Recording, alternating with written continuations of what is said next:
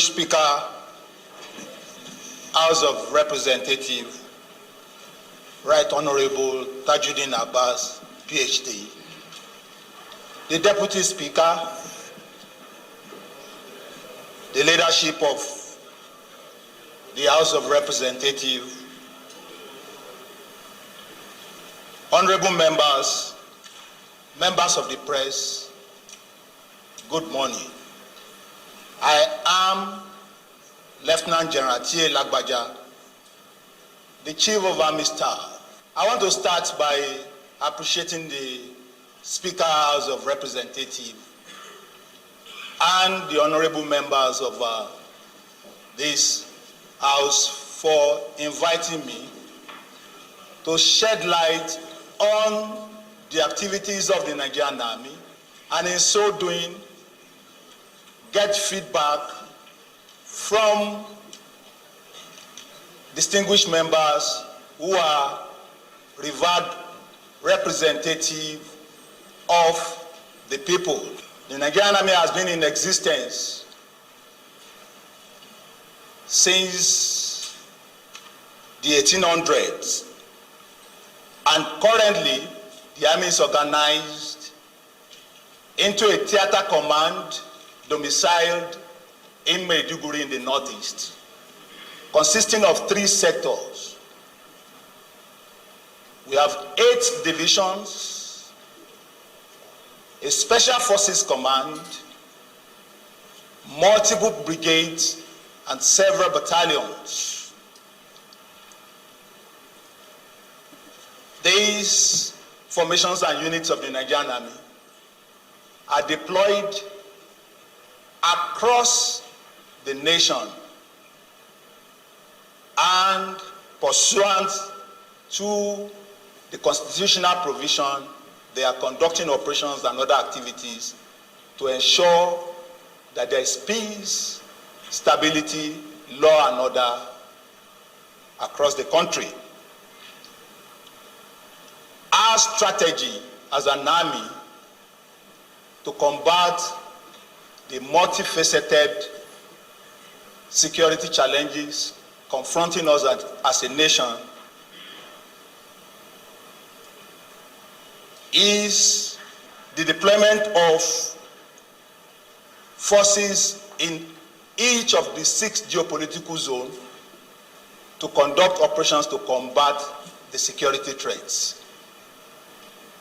In this deployment, the Nigerian Army has lead in 3 of the zones.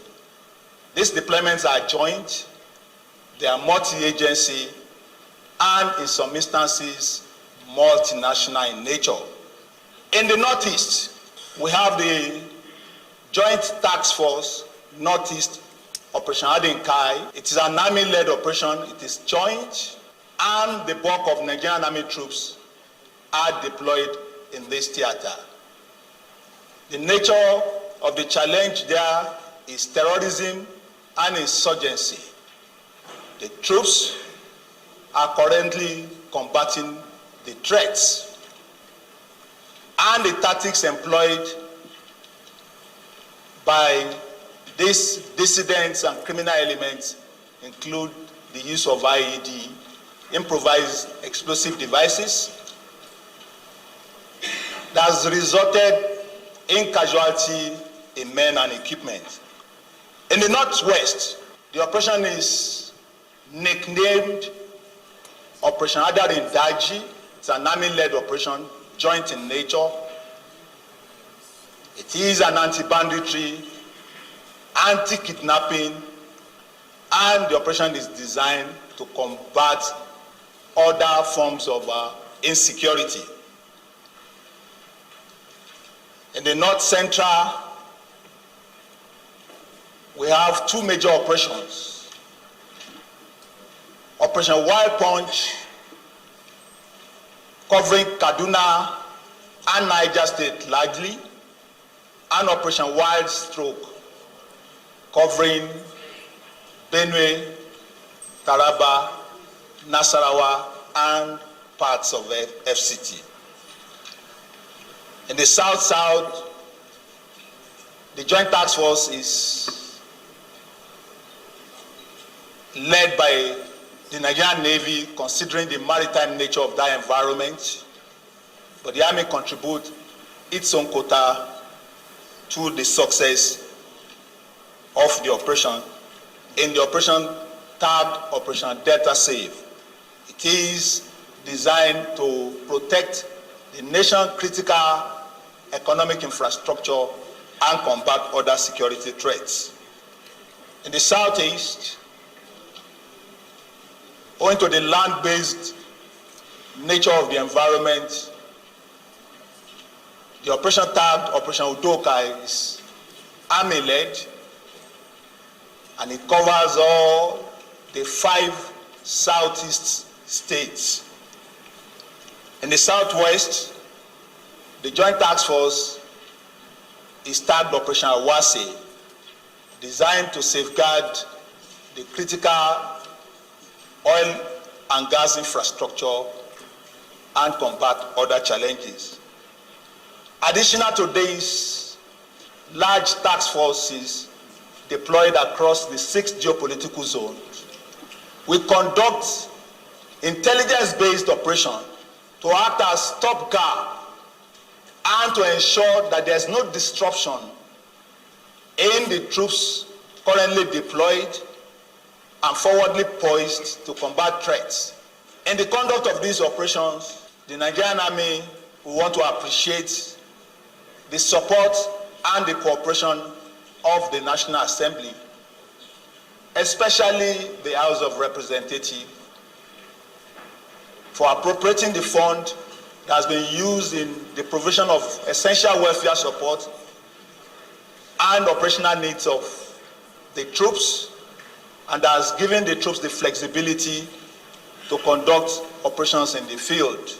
If I'm to measure the effectiveness and the performance of these troops, I would say the troops have performed creditably, and looking back to where we came from in the Northeast, and when we got to the crescendo in 2014, while the insurgents were bent on establishing caliphate, the troops have been able to rein in the threats and achieve a great deal of stability in the Northeast. In the Northwest, the threat is complex and it is adaptive. The threat started on the low level, engaged in cattle rustling, but today they kidnap people en masse for ransom. As a response to these evolving threats in the Northwest, the Nigerian Army is tweaking with its operation, and we're expanding our frontier to ensure we quickly facilitate stability in the Northwest. In the North Central, considering that most of the challenges are communal based and local to most of the communities, the Nigerian Army has had to rely on other critical stakeholders, especially the traditional rulers, the clergy, to combat the threat, in addition to the use of the hard power, which is the military power. Across other zones of the country, the troops are doing well, and they are ready to go and do more. The challenges that confront these troops in the conduct of operations, like I've mentioned, they are largely derived from the tactics employed by the criminal elements and the dissident groups.